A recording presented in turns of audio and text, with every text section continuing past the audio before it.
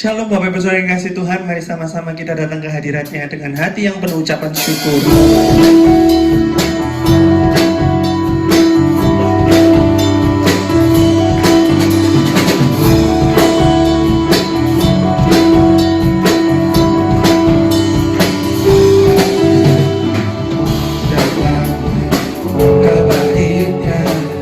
Dengan hati bersyukur karena pelatarannya, dengan hati bersuka rasakan dan lihatlah betapa baiknya Tuhan bagi berlindungnya.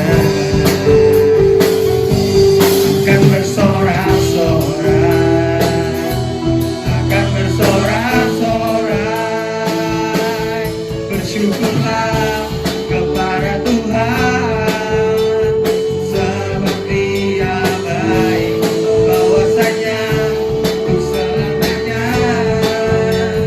kasih setianya. Bersyukurlah kepada Tuhan, sebab Dia baik, bahwasanya untuk selamanya kasih setianya.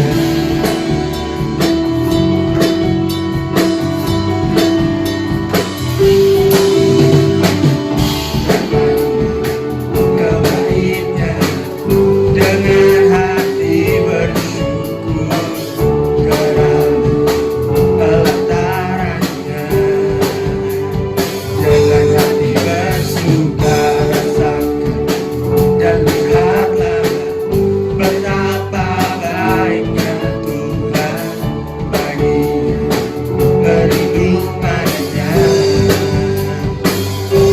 Akan bersorak-sorai, akan bersorak-sorai, bersyukurlah kepada Tuhan, sebab Dia baik, bahwasanya untuk selamanya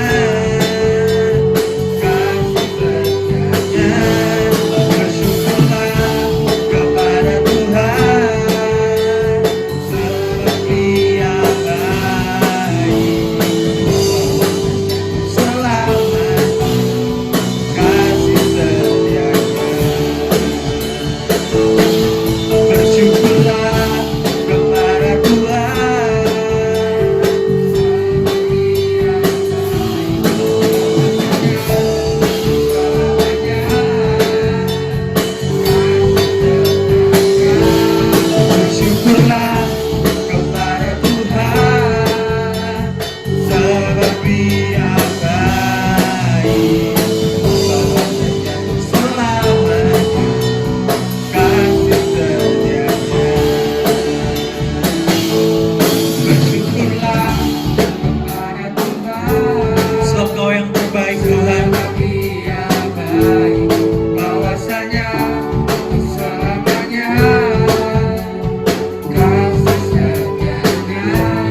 Bersyukurlah kepada Tuhan, sebab Dia baik, bahwasanya untuk selamanya kasih setianya. Mari sama-sama lambaikan tanganmu. Bersyukurlah kepada Tuhan, sebab Dia baik, bahwasanya untuk selamanya kasih setianya. Kepada Tuhan, sebab Dia baik, bahwasanya untuk selamanya kasih setianya. Bahwasanya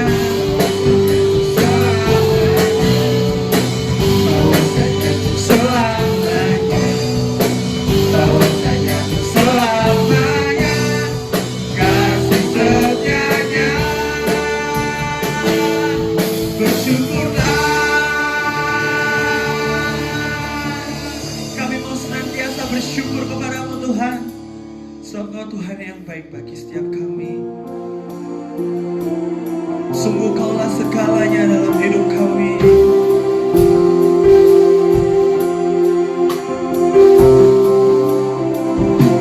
Kau Bapa yang mengasihiku,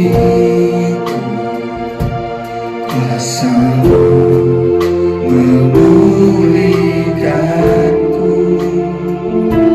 hati yang baru Kau berikan untukku dapat melihat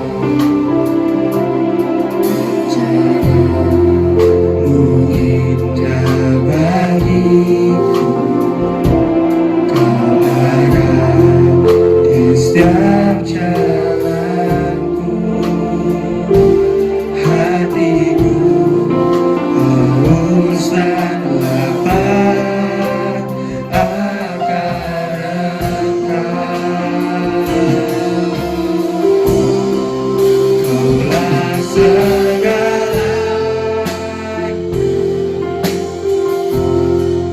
di dalam hidup, kerajaan-Mu, kebenaran-Mu, itu bagianku. Kaulah yang kupanggil selama hidup, mengasihi-Mu, memuliakan-Mu, Bapa dan Raja-Mu.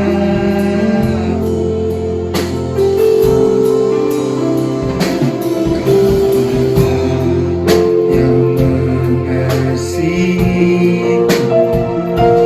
kuasa-Mu memulihkanku, hati yang baru Kau berikan untukku dapat melihat rencana-Mu indah bagiku. Kau ada di setiap jalanku, hatiku haus dan lapar akan Engkau. Kaulah segalaku di dalam hidup,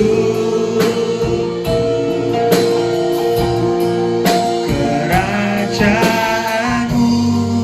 kebenaran-Mu,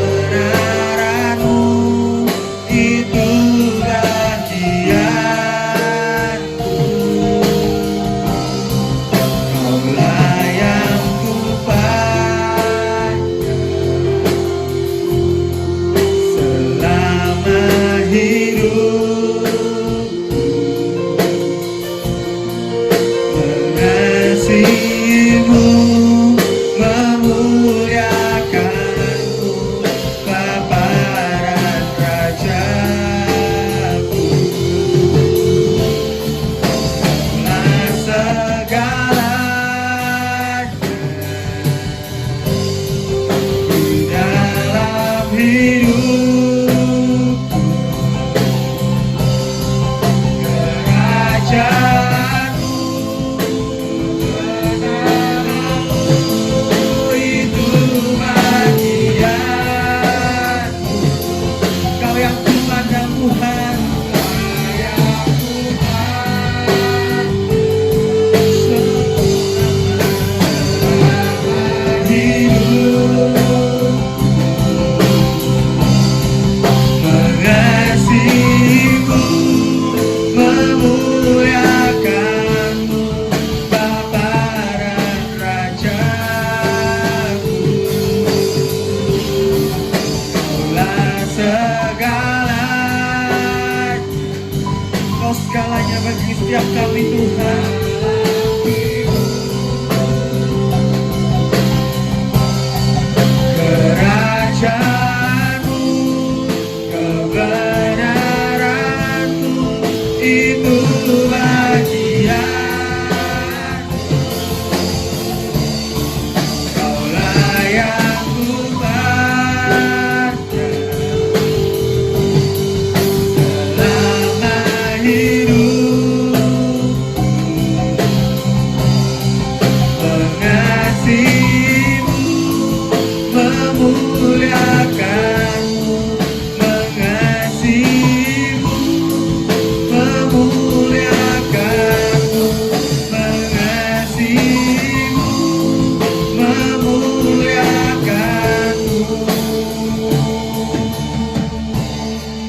Bapa dan Rajaku.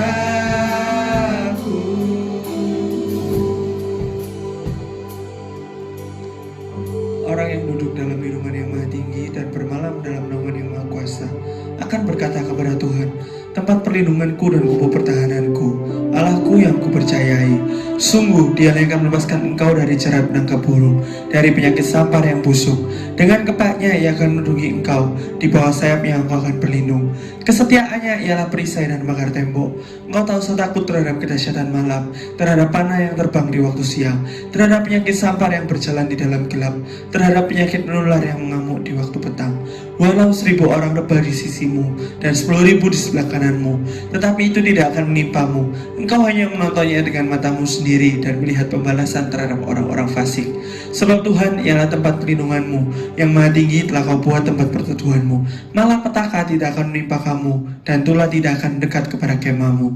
Sebab malaikat-malaikatnya akan diperintahkannya kepadamu untuk menjaga engkau di segala jalanmu. Mereka akan menatang engkau di atas tangannya, supaya kakimu jangan terantuk kepada batu. Singa dan ular tedung akan kau langkahi, engkau akan menginjak anak singa dan ular naga. Sungguh hatinya melekat kepadaku, maka aku akan meluputkannya. Aku akan membentenginya sebab ia mengenal namaku. Bila ia berseru kepadaku, aku akan menjawab. Aku akan menyertai dia dalam kesesakan. Aku akan meluputkannya dan memuliakannya. Dengan panjang umur akan kukenyangkan dia dan akan kuperlihatkan kepadanya keselamatan daripadaku. Amin. Sampai selamanya hanya Engkau yang terutama dalam hidup kami, Tuhan.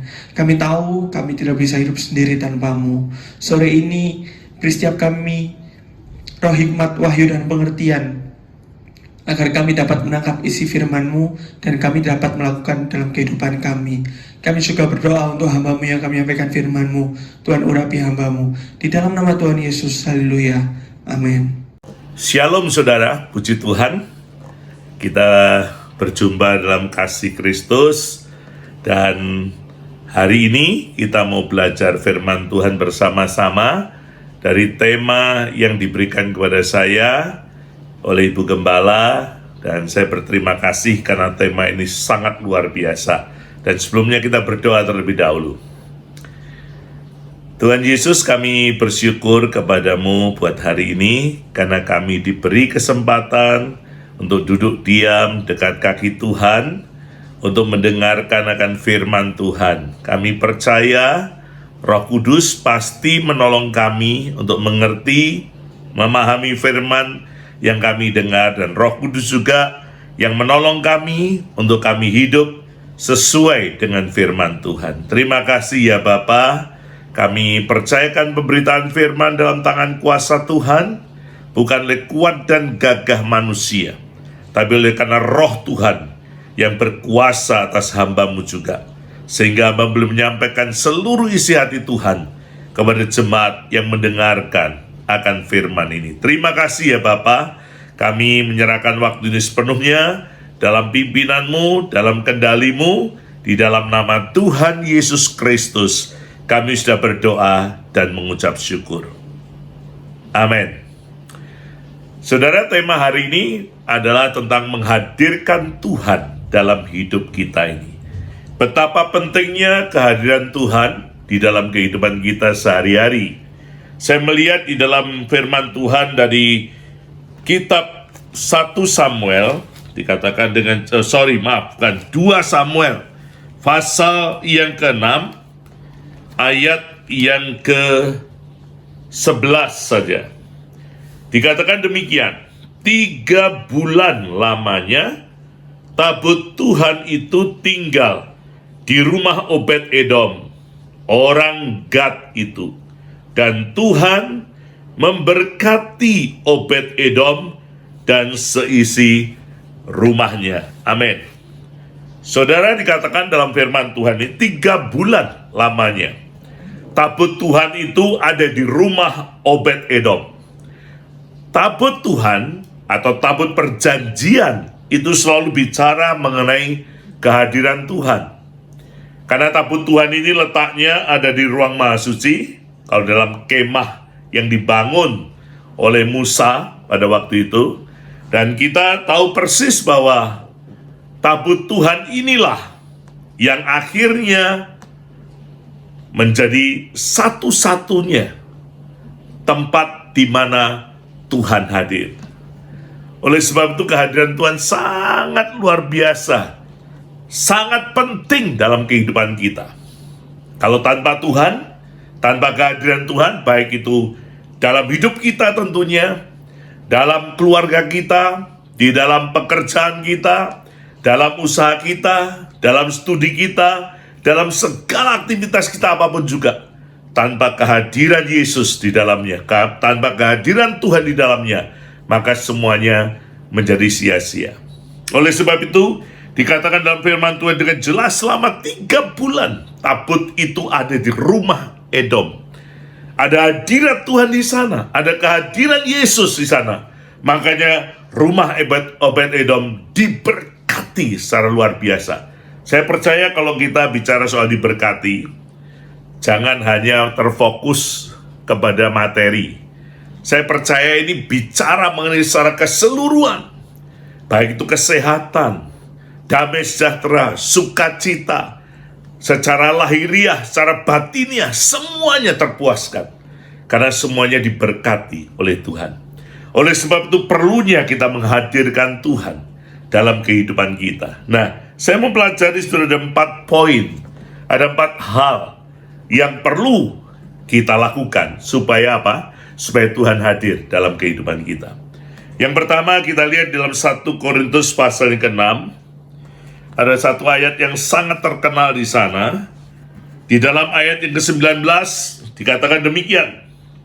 Atau tidak tahukah kamu bahwa tubuhmu adalah bait Roh Kudus yang diam di dalam kamu, Roh Kudus yang kamu peroleh dari Allah, dan bahwa kamu bukan milik kamu sendiri. Ya, dikatakan dengan jelas, tidak tahukah kamu bahwa tubuhmu adalah bait Roh Kudus. Ada satu ayat lagi yang ingin saya bacakan kepada saudara di dalam 1 Korintus pasal yang ketiga juga, ayat yang ke-16 dan ayat yang ke-17. Poinnya di ayat yang ke-16. Tidak tahukah kamu bahwa kamu adalah bait Allah dan bahwa Roh Allah diam di dalam kamu? Jika ada orang yang membinasakan bait Allah, maka Allah akan membinasakan dia. Sebab bait Allah adalah kudus, dan bait Allah itu ialah kamu. Amin. Saudara, tubuh kita adalah bait Allah. Tubuh kita adalah rumah Tuhan. Kalau tubuh kita ini bait Allah, rumah Tuhan, berarti yang berkuasa siapa? Tuhan. Yesus Kristus yang kita percayai. Kalau kita memberikan kepada Tuhan keleluasaan atau kita menyadari bahwa Tuhanlah yang punya tubuh kita, dan kita tidak membatasi dia, karena pemilik rumah itu punya hak, punya kuasa atas tempat di mana dia tinggal. Jadi poin yang pertama, kita harus menyadari bahwa diri kita, tubuh kita ini bait Allah, tempat kediaman Tuhan. Jadi kita tidak boleh membatasi Tuhan dalam hidup kita. Kita tidak boleh mengatur Tuhan dalam hidup kita. Justru Tuhanlah yang harus mengatur kehidupan kita. Kalau kita sadar bahwa tubuh kita ini bait Allah, maka yang harus tinggal, yang harus ada dalam hidup kita adalah Allah itu sendiri di dalam Yesus Kristus. Oleh sebab itu, saudara perhatikan baik-baik. Jangan sembarangan dengan tubuh ini. Jangan digunakan dengan sembarangan. Jangan memasukkan juga sembarangan di dalam tubuh kita ini. Kalau kita sadar bahwa tubuh kita ini adalah baitnya, bait Tuhan Yesus itu sendiri. Saudara, kalau kita menyadari hal ini, saya percaya bahwa kita nggak akan berani untuk mengatur Tuhan, membatasi Tuhan, yang terus ingin bekerja dalam kehidupan kita, yang terus ingin tinggal dalam kehidupan kita. Kalau dia ada bersama dengan kita, dia juga ada bersama dengan kita dalam pekerjaan kita, dalam usaha kita, dalam studi kita, dalam kehidupan rumah tangga kita. Saya percaya semuanya akan beres. Semuanya akan terselesaikan dengan baik. Karena Tuhan kita adalah Tuhan yang Maha Kuasa, yang sanggup melakukan segala perkara dalam kehidupan kita. Jadi poin yang pertama ini penting, saudara. Sadari betul bahwa dirimu adalah bait Allah. Sadari betul bahwa dirimu adalah bait Roh Kudus. Dialah yang harus berkuasa atas kehidupan kita. Dialah yang harus mengatur semua kehidupan kita. Maka saya percaya kalau Tuhan yang ngatur seluruh kehidupan kita, baik itu juga dalam pekerjaan, usaha, studi, rumah tangga, apapun yang kita lakukan, semuanya pasti beres, terselesaikan dengan sempurna. Karena Tuhan kita adalah Tuhan yang sempurna. Ya, yang kedua, hal yang kedua saya pelajari bagaimana menghadirkan Tuhan dalam kehidupan kita, saudara. Mazmur pasal yang ke-22 ayat yang ke-4 berkata demikian. Mazmur pasal yang ke-22 ayatnya yang ke-4. Demikian firman Tuhan. Padahal engkaulah yang kudus, yang bersemayam di atas puji-pujian orang Israel. Yang kedua, saudara, kalau kita mau menghadirkan Tuhan dalam kehidupan kita, maka kita harus suka untuk memuji-muji Dia. Nah, pengertian memuji-muji Dia ini adalah yang pertama, memang kita memuji Tuhan seperti yang dalam pengertian pada umumnya. Kita nyanyi, kita menyembah Tuhan, ya dengan lagu-lagu yang kita naikkan ke hadirat Tuhan, itu juga pujian. Tapi ada satu lagi pujian yang bukan berupa nyanyian, tapi waktu kita datang kepada Tuhan setiap hari, kita mengagungkan Dia, kita berkata, Tuhan, Engkau baik. Tuhan, Engkau luar biasa. Tuhan, jalan-Mu selalu sempurna. Tuhan, Engkau tidak pernah gagal di dalam segala rancangan dan segala pekerjaannya. Wah, saya percaya, saudara, kalau hati kita melimpah dengan pujian untuk Tuhan, baik secara nyanyian, baik dengan kata-kata yang menyanjung Dia, Tuhan senang. Karena satu hal yang pernah saya pelajari bahwa Tuhan tidak pernah bisa memuji dirinya sendiri. Dia membutuhkan kita. Dia membutuhkan umatnya. Dia membutuhkan anak-anaknya untuk senantiasa mengagungkan Dia, untuk senantiasa memuliakan Dia. Oleh sebab itu, kenapa Tuhan selalu ingin supaya hati kita itu bersuka cita, hati kita ini bersyukur, ya, hati kita selalu bergembira. Kenapa?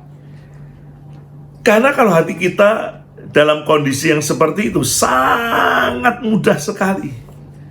Tidak ada yang menyulitkan, tidak ada yang memberatkan untuk kita memuji Dia, saudara.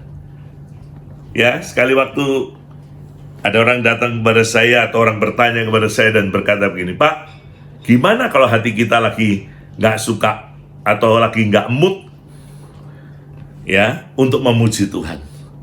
Ya ngomong dulu sama Tuhan. Saya bilang, Tuhan, hatiku nggak mood untuk memuji Tuhan. Ya, saya percaya Tuhan, Engkau bisa menjamah hatiku supaya hatiku diubahkan sehingga hatiku yang nggak mood ini jadi mood dan akhirnya bisa memuliakan Dia. Saya bilang simple, sederhana, saudara. Ya, saya katakan kalau kita lagi tidak pengen memuji Tuhan, ngomong sama Tuhan, Tuhan, kok hatiku tidak pengen memuji Engkau. Jamah ya Tuhan, supaya hatiku bisa memuji Engkau. Dan saat dalam kondisi yang sesulit apapun juga, masalah yang kita hadapi sebesar apapun juga, kekalutan yang menguasai pikiran kita sekalut apapun juga, saat kita mulai memuji Dia, saat kita mulai mengagungkan Dia, baik dengan pujian, baik dengan kata-kata yang memuliakan Dia atau menyanjung Dia, saya percaya itu ada kekuatan Tuhan yang mengalir dan kekuatan Tuhan yang menjamah saudara dan menyelesaikan semuanya. Oleh sebab itu jangan sekali-sekali meremehkan pujian, baik dalam nyanyian maupun kata-kata yang Anda ucapkan di hadapan Tuhan. Engkau sangat luar biasa Tuhan, Engkau sangat baik Tuhan, ya, atau Anda memuji Tuhan, ya, dengan kata-kata yang istilahnya menyanjung Dia juga. Sebab Kau besar, perbuatanmu ajaib, tiada seperti Engkau, Tiada seperti Engkau, sebab Kau besar, perbuatanmu ajaib.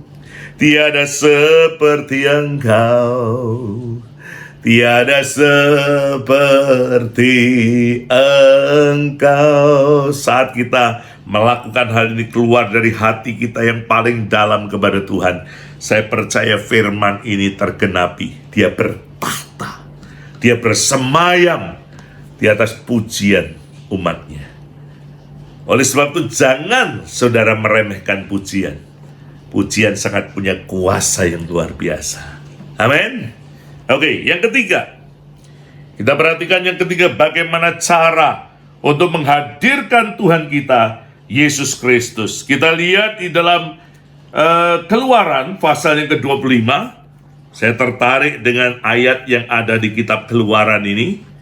Karena kitab ini ayatnya berbunyi luar biasa, ya. Keluaran 25 ayat yang ke-8. Poin yang ketiga, cara menghadirkan Tuhan dalam kehidupan kita, ya. Keluaran pasal yang ke-25 ayat yang ke-8. Ayat itu berbunyi demikian. Dan mereka harus membuat tempat kudus bagiku, supaya aku akan diam di tengah-tengah mereka. Ini ayat yang sangat luar biasa, saudara. Yaitu kita harus menguduskan hidup kita. Tuhan berkata dalam 1 Petrus pasal yang pertama, kalau nggak salah itu dikatakan dengan jelas, 1 Petrus pasal yang pertama, coba saya lihat supaya saya nggak salah ayatnya. 1 Petrus pasal yang pertama, ya, kita perhatikan ayat ini. Ayatnya yang ke-16 kalau nggak salah. Coba ya, saya bacakan begini. Sebab ada tertulis, kuduslah kamu, sebab aku kudus. Ayat 15-nya berkata demikian. Tetapi hendaklah kamu menjadi kudus di dalam seluruh hidupmu, sama seperti Dia yang kudus yang telah memanggil kamu. Jadi menguduskan diri sangat penting dalam kehidupan kita, saudara. Seringkali saya melihat bahwa khotbah-khotbah pemberitaan firman tentang kekudusan sudah sangat langka, sangat jarang diberitakan, ya. Hampir punah lah katakanlah saudara tentang kekudusan. Padahal ini hal yang paling utama, hal yang disukai oleh Tuhan, hal yang dikehendaki oleh Tuhan. Tuhan berkata, kuduslah kamu, sebab aku kudus. Saya percaya saudara, kalau saudara punya pakaian yang kotor dan pakaian yang bersih, pasti saudara pisahkan. Ya, saya percaya juga kalau saudara punya misalnya di rumah itu ada piring yang kotor atau piring yang bersih, pasti saudara pisahkan. Yang bersih ditumpuk, disatukan dengan yang bersih. Yang kotor juga disatukan dengan yang kotor. Nah, kalau Tuhan kita Yesus Kristus adalah Tuhan yang kudus, bahkan maha kudus, maka kita pun sebagai anak-anaknya, kalau mau kumpul, kalau mau Tuhan supaya hadir, Tuhan mau menyatu dengan kita, maka kita juga harus menguduskan diri kita. Darahnya sudah diberikan kepada kita untuk menyucikan segala dosa-dosa kita, sehingga kita kudus di hadapan Tuhan. Saudara, menjaga kekudusan sangat penting dalam kehidupan kita, dalam segala hal, ya, baik kudus secara tubuh, secara jiwa, secara roh, penting sekali harus kita lakukan. Dikatakan dalam 1 Tesalonika pasal yang ke-5. Saya diingatkan Tuhan tentang ayat ini. 1 Tesalonika pasal yang ke-5. Ya, kita akan lihat ayat ini. Ini ayat yang juga tidak kalah luar biasanya. 1 Tesalonika pasal yang ke-5, ayatnya yang ke-23, dikatakan demikian. Semoga Allah damai sejahtera menguduskan kamu seluruhnya, dan semoga roh, jiwa, dan tubuhmu terpelihara sempurna dengan tak bercacat pada kedatangan Yesus Kristus Tuhan kita. Dikatakan mencakup 3 bagian dalam hidup manusia ini. Roh, jiwa, dan tubuh. Harus kudus, saudara, di hadapan Tuhan. Makanya orang kalau sudah percaya Yesus, terima Yesus, perhatikan baik-baik. Harus berhenti total untuk melakukan penyembahan-penyembahan kepada Allah-Allah lain. Supaya rohnya tetap kudus, terpelihara di dalam Tuhan. Ya, demikian juga dengan jiwa. Di dalam jiwa ada pikiran. Ya, di dalam jiwa ada kehendak atau kemauan. Di dalam jiwa ada perasaan. Ini juga harus dikuduskan. Pikiran harus kudus. Ya, perasaan juga harus kudus. Kehendak kita juga harus kudus, saudara. Harus sesuai dengan apa yang Tuhan mau dalam kehidupan kita. Nah, tubuh pasti akan mengikuti apa yang ada dalam jiwa. Kalau jiwa kudus, jiwa benar, jiwa bersih, maka tubuh pun akan ikut bersih, kudus. Tidak akan punya istilahnya tindakan-tindakan yang tidak benar, yang tidak baik, yang cemar. Tidak akan. Kenapa, saudara? Karena jiwalah yang mengendalikan tubuh kita. Ya, nah jiwa bisa kudus, bisa bagus kalau rohnya juga kudus, rohnya kuat di dalam Tuhan. Oleh sebab itu perhatikan baik-baik dalam kehidupan kita, khususnya anak-anak muda. Ya, kalau saya nasihati anak-anak muda, termasuk anak saya sendiri, ingat baik-baik, jaga kesucian. Orang berkata zaman sekarang, apa hidup kudus, udah gak zamannya, kuno. Ini zaman apa? Ya, orang-orang muda yang katakanlah zaman milenial, katanya ini zaman now, yang segala sesuatunya dihalalkan. Tapi ingat baik-baik, kekudusan tetap diutamakan dan menjadi prioritas di hadapan Tuhan, saudara. Pada tahun sekitar 88-89 yang lalu, saya lupa antara tahun 88-nya atau 89, 1988 atau 1989, saya lupa. Waktu saya ada di Eropa waktu itu, dibawa Tuhan pelayanan ke sana, saudara. Ada satu anak muda berkata begini, "Ko, kalau di Indonesia enak, Ko." Ya, artinya apa? Artinya kalau gambar-gambar porno, koran-koran porno, majalah-majalah porno, pokoknya serba porno katanya, itu dilarang sama pemerintah kita Indonesia. Tapi kalau di negara Eropa, susah katanya. Kita bisa lihat itu di toko-toko, koran-koran yang berbau porno. Bahkan di sana ada tempat-tempat yang dimana mereka bisa melihat secara live. Hanya bayar berapa gulden, hanya bayar berapa DM. Waktu itu mata uangnya belum Eropa atau Euro, bukan. Tapi masing-masing negara punya mata uang sendiri-sendiri. Itu bisa nonton di pinggir-pinggir jalan. Ya, ada museum seks di Belanda itu. Saya bilang begini sama dia, firman Tuhan tetap firman Tuhan. Ya, dimanapun kamu berada, di planet manapun kamu berada, di negara manapun kamu hidup, kalau firman Tuhan berkata tetap harus hidup kudus, harus tetap kudus dimanapun kamu berada. Oleh sebab itu yang berdagang, yang berusaha, jangan mencemarkan, jangan berbohong kepada orang mengenai apa yang kamu jual. Ngomong apa adanya. Karena dikatakan oleh Salomo, berkat Tuhanlah yang menjadikan kaya, susah payahmu tidak menambahinya. Ya, ini yang ngomong seorang raja yang pernah hidup di dunia, yang kekayaannya tidak ada yang menandingi, hikmatnya tidak ada yang menandingi. Dia berkata seperti itu. Mungkin kalau yang ngomong ini tukang becak, mungkin yang ngomong tukang pengemis atau tukang pemulung itu, Anda mungkin bisa tidak percaya. Tapi ini yang ngomong orang kaya di dunia. Tidak tertandingi, siapapun nggak bisa menandingi, termasuk Bill Gates atau siapapun nggak bisa.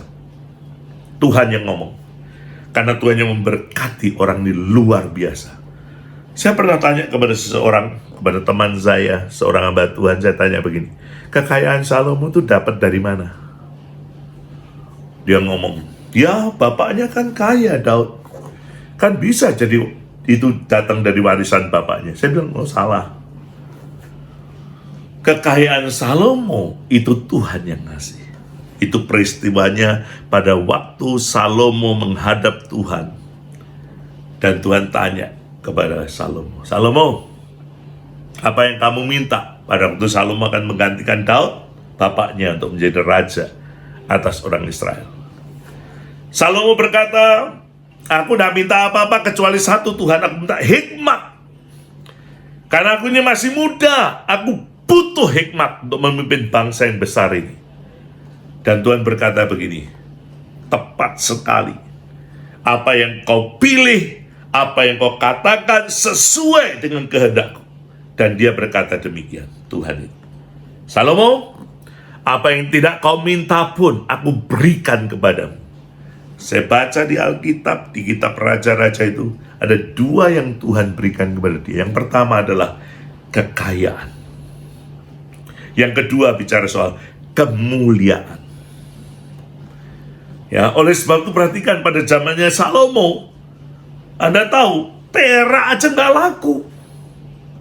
Tapi zaman sekarang besi tua laku, saudara. Ya, zamannya Salomo, saudara, hidup mimpin Israel, perak nggak laku. Oleh sebab itu yang berusaha atau pengusaha, kalau Anda punya usaha apapun, ingat baik-baik, kekudusan penting. Jaga kekudusan. Kalau pengen laku keras, jaga mutunya yang bagus juga. Ya, jangan abal-abal. Yang bekerja juga begitu, jujur. Ya, bekerja dengan benar. A ngomong A, B ngomong B. Yang kuliah, yang sekolah juga begitu. Jangan main nyontek. Jangan main istilahnya kerjasama dengan teman untuk jawaban soal-soal yang ada. Ya, dimanapun saudara, Anda harus hidup di dalam kekudusan. Ini penting sekali. Nah, ada ayat lain yang ingin saya bacakan buat saudara, supaya saudara juga bisa mendapatkan peneguhan ini, yaitu dalam Yohanes pasal keempat ayat yang ke-23. Yohanes pasal keempat ayat yang ke-23. Ya, demikian firman Tuhan. Yohanes 4 ayat yang ke-23. Saya bacakan. Tetapi saatnya akan datang, dan sudah tiba sekarang, bahwa penyembah-penyembah benar akan menyembah Bapa dalam roh dan kebenaran. Sebab Bapa menghendaki penyembah-penyembah demikian. Saya percaya saudara bahwa orang yang hidup dalam kebenaran pasti kudus hidupnya. Ya, dan Tuhan menghendaki orang yang menyembah Dia, menyembah dalam roh dan kebenaran. Hidup orang yang menyembah itu harus benar di hadapan Tuhan. Orang yang menyembah Tuhan itu harus kudus di hadapan Tuhan. Baru penyembahannya akan menjadi dupa yang harum di hadapan Tuhan. Oleh sebab itu saya katakan sekali lagi, zaman boleh berubah. Apapun yang terjadi sekitar Anda boleh berubah. Tapi ingat baik-baik, kekudusan tidak pernah boleh berubah. Tetap harus kudus. Ya, pacaran juga harus tetap kudus.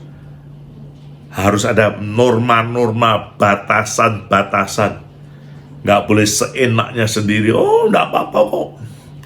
Tidur bareng sudahan seperti suami istri dan sebagainya. Wah, nggak bisa. Nggak bisa dikatakan, oh Pak, zamannya sudah beda. Apa zaman apa?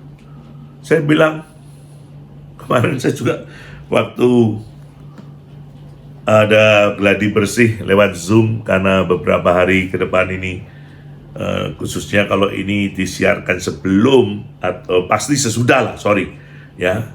Saya ngomong sama pendeta hamba Tuhan yang memberkati anak saya dalam pernikahannya nanti, ya. Saya bilang begini waktu gladi bersihnya lewat Zoom, dia ngomong bahwa Pak, Bu, yang kami lakukan itu di video tadi itu versinya kita kiblatnya ke barat, istilahnya ke dunia yang barat istilahnya. Saya bilang begini, saya tidak peduli kamu mau kiblat kemana, mau Timur Tengah, mau Afrika, atau mau India, atau manapun, tidak penting. Yang penting ada Yesus. Yang penting bagaimana menghadirkan Yesus, bagaimana dia harus ada di sana. Yang penting harus ada kehadiran Tuhan. Nah, saya percaya kekudusan ini adalah salah satu faktor di mana Yesus atau Tuhan mau hadir dalam kehidupan kita. Saya bersyukur, saya berterima kasih kepada Tuhan. Saya juga bersyukur dan berterima kasih kepada anak saya dan calon mantu saya waktu itu. Mereka tetap menjaga kesucian hidup mereka. Ini penting sekali. Saya bilang sama anak saya, harus jadi teladan, harus jadi contoh. Nanti orang-orang di bawahmu yang pacaran, ya, yang membangun hubungan dengan lawan jenis harus bisa menjaga ada norma-norma, ada jalur, ada istilahnya itu batasannya. Jangan dilanggar semuanya. Kalau dilanggar semuanya hancur minah katanya. Rusak semuanya apa yang Tuhan rencanakan dalam kehidupan kalian. Oleh sebab itu kekudusan jangan diremehkan dalam hidup kita. Kekudusan tetap menjadi prioritas dalam hidup kita, yang harus kita jaga, yang harus kita perhatikan dengan sungguh-sungguh, yang harus kita lakukan dalam hidup kita semaksimal mungkin. Karena disitulah Tuhan hadir. Tuhan diam di dalam bait-Nya yang kudus. Saya bacakan satu lagi dalam Wahyu atau kitab Wahyu, ya. Saya percaya Wahyu pasal yang ke-19 ayat yang ke-8.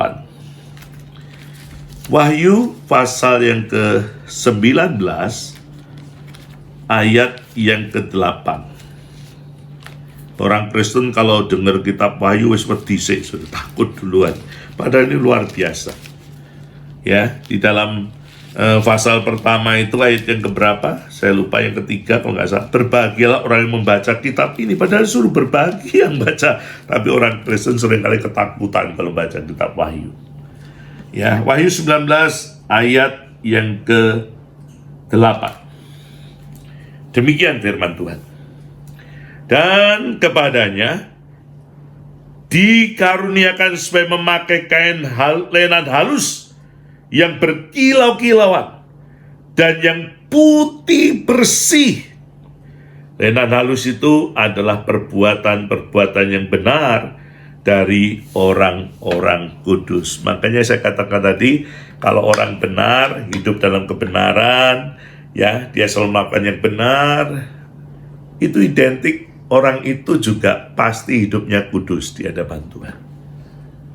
Kalau yang baik belum tentu, tapi kalau yang benar pasti, karena dia berpatokan pada firman Allah. Ya, oleh sebab itu dikatakan di sini bahwa mereka memakai kain lenan halus adalah perbuatan-perbuatan orang benar.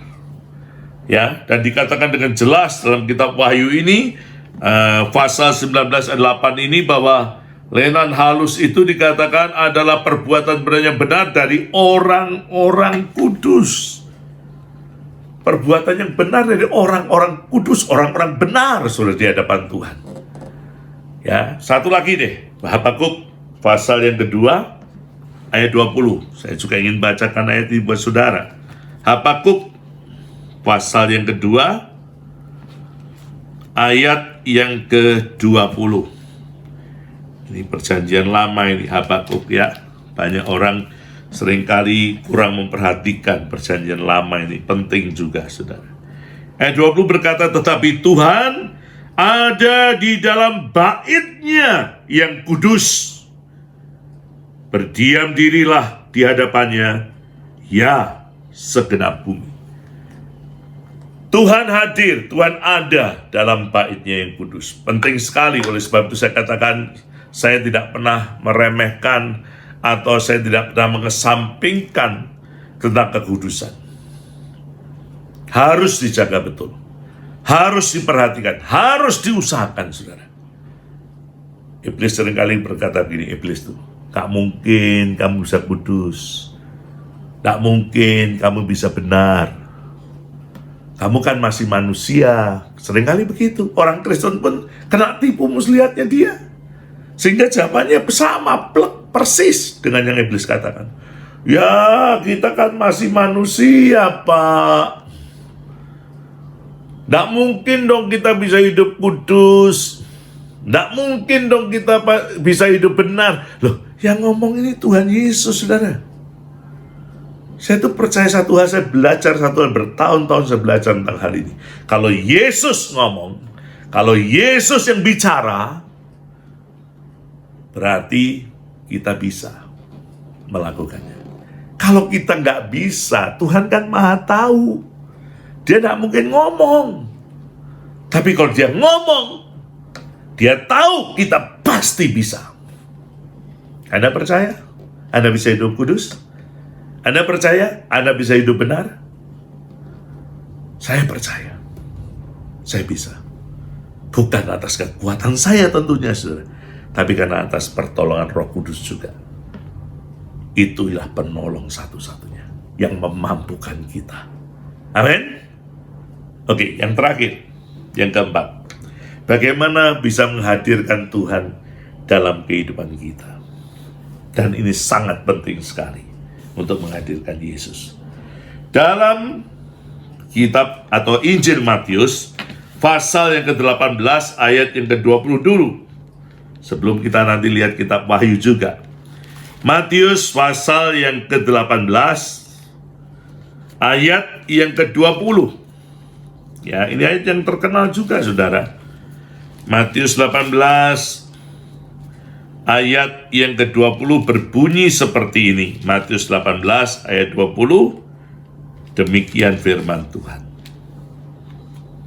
Sebab di mana ada 2 atau 3 orang berkumpul dalam namaku, di situ aku ada di tengah-tengah mereka. Ya, di mana ada 2-3 orang berkumpul, tidak sekedar kumpul, saudara, tapi ada kesepakatan. Kalau dilihat ayat sebelumnya, ada persetujuan, ada kebersamaan. Saya percaya, saudara, bahwa ini terjadi kalau orang itu hidup dengan rukun, hidup di dalam kasih, baru bisa sepakat, baru bisa rukun. Oleh sebab itu saya katakan bahwa Yesus ada di tengah-tengah jemaatnya.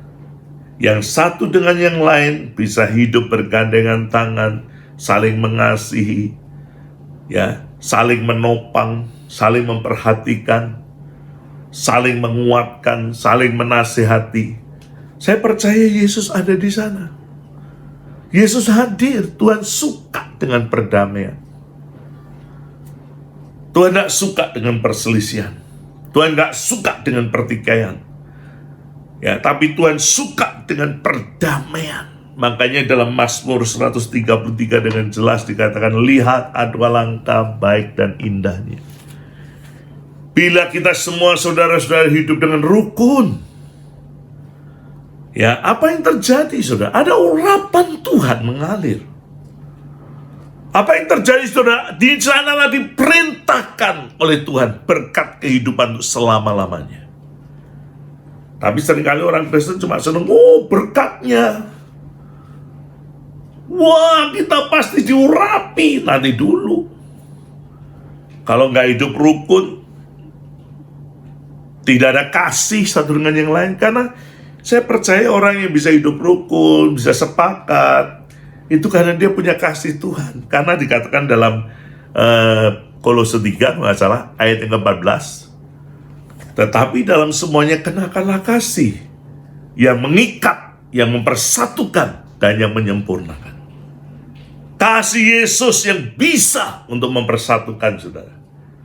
Saya percaya kalau ada kasih di dalam hati kita, ada kasih Kristus dalam hidup kita, saya yakin Tuhan ada, Tuhan betah, Tuhan kerasan, Tuhan mau tinggal di sana. Tapi kalau ada kebencian, ada kekecewaan, ada kepahitan, ada sakit hati, ada dendam, Tuhan tidak mau.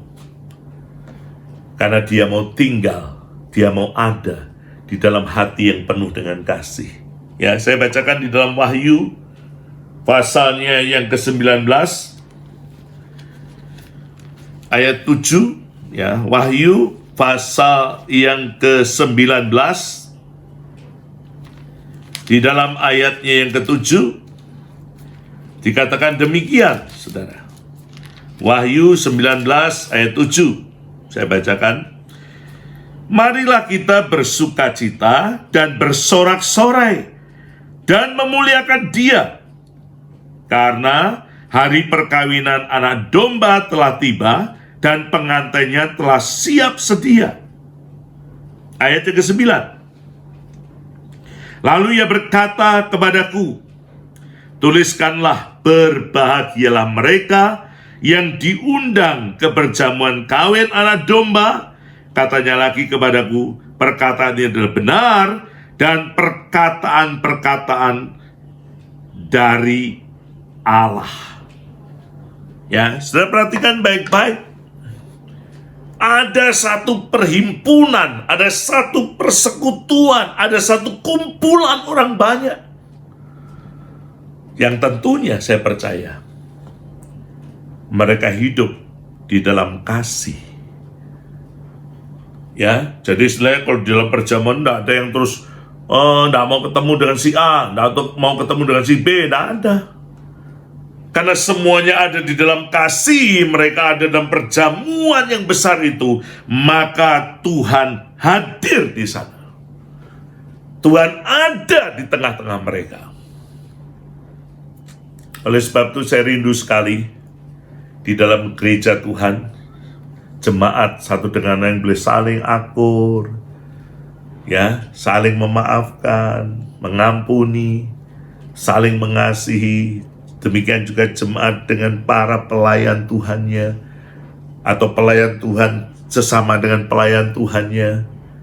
Lalu jemaat atau pelayan Tuhan dengan gembalanya. Wah, kalau hidup seperti ini saudara, kerukunan terjadi, kasih itu mengikat, mempersatukan dan menyempurnakan. Hadirat Tuhan luar biasa dalam gerejanya. Ya, dalam keluarga juga demikian. Di tempat pekerja, sesama karyawan dengan pimpinannya, waduh, hidupnya penuh dengan kasih luar biasa. Dalam keluarga terlebih, ada saling mengasihi satu dengan yang terikat dalam kasih Tuhan. Hadirlah Yesus dalam keluarga ini, hadirlah Yesus dalam perusahaan ini, hadirlah Yesus dalam tempat di mana Anda bekerja, hadirlah Yesus di tempat Anda beraktivitas, apapun juga. Saya percaya kehadiran Tuhan mengubah segalanya menjadi baik, menjadi benar. Yang tidak tertib menjadi tertib, yang tidak teratur menjadi teratur. Diubah semua oleh Tuhan karena kehadiran Tuhan, saudara. Wah, luar biasa berkat itu limpahnya. Bukan materi sekali lagi. Bukan hanya maksudnya. Bukan hanya materi saja. Dalam segala hal. Tuhan ubahkan semua menjadi jauh lebih baik dari sebelumnya. Dan saya yakin di tempat itu ada suasana surga yang luar biasa. Oleh sebab itu saya katakan kepada saudara, ayo hadirkan Tuhan dalam hidupmu. Hadirkan Yesus dalam hidup saudara. Dalam pribadimu, keluargamu, pekerjaanmu, usahamu, studimu, apapun juga menjadi aktivitas saudara. Hadirkan Yesus di sana. Mulailah dari diri Anda sendiri. Tuhan memberkati. Mari kita berdoa. Tuhan Yesus, kami bersyukur buat firman-Mu yang sudah boleh menerangi setiap hati dan pikiran kami. Kami percaya firman-Mu tidak akan gagal. Firman-Mu selalu berhasil. Kami percaya firman-Mu tidak pernah kembali dengan sia-sia. Firman-Mu akan terjadi dengan sempurna dalam setiap pribadi kami. Terima kasih Tuhan Yesus.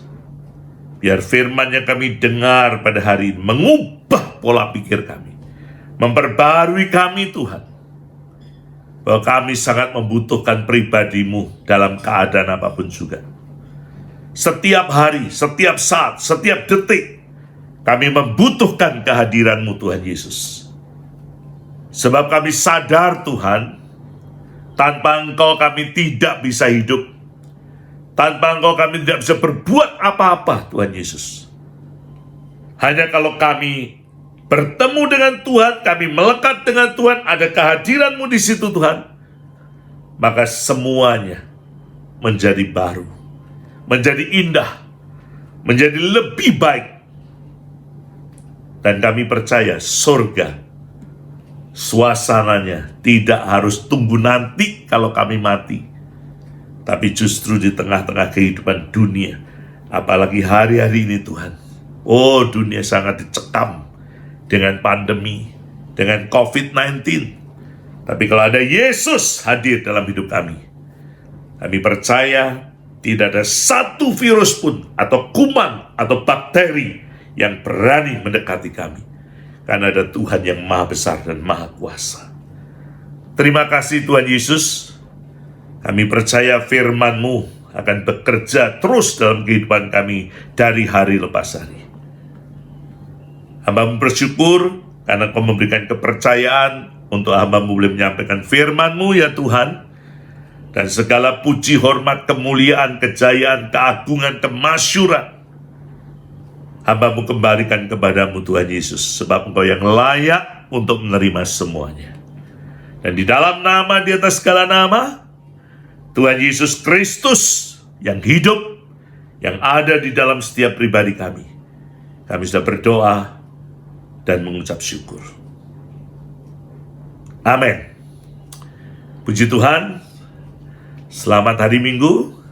Tuhan Yesus memberkati kita semuanya. Kiranya Engkau memberkati aku berlimpah-limpah dan memperluas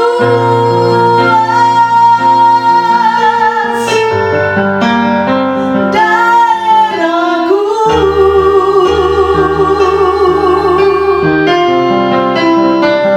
Dan kiranya tangan-Mu menyertai aku dan melindungi aku daripada malapetaka,